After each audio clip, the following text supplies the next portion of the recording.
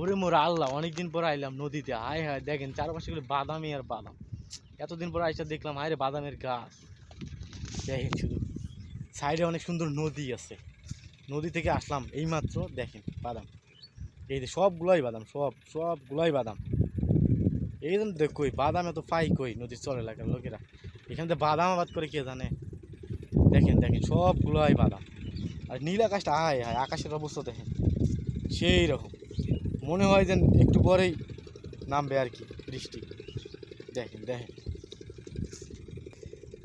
সাইডে যে কাশফুল আছে সেটা আমি দেখি নাই। দেখেন কত সুন্দর কাশফুল, না তো মানে কাশ গাছ আর কি।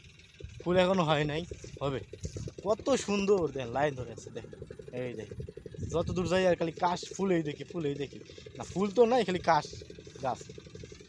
এই দেখেন আর একটা কিছু দেখাই, দেখেন দেখেন খবর পারবেন এগুলো কি। হ্যাঁ এইটাই তো সেই তুমি বারু।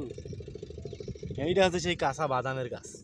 বাদাম হয়তো এখনো ধরে নাই, কিন্তু কয়েকদিনের মধ্যে আর কি ধরবে। দেখেন বাদাম গাছ, বাদাম।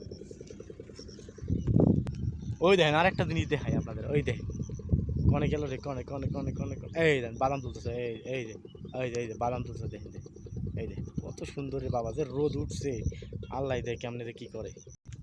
অনেকক্ষণ ধরে হাঁটতেছি, হাঁটতে হাঁটতে দেখেন ছোটোখাটো একটা পুকুরের মতো আর কি, মাছ টাছ নাই, কিন্তু এর সাইডে বিশাল নদী। দেখ কত সুন্দর, দেখেন দেখেন আকাশটা দেখেন একবার, কত সুন্দর একটা আকার ধারণ করছে, কিন্তু মেঘলা নাই, এমনিতেই সুন্দর। যদি কারো বাদাম লাগে আমারে কইবেন, অর্ডার দিবেন, এখান থেকে নিয়ে যাওয়া যাবে, সমস্যা নাই। আমি আসি তো আর কি, নাকি।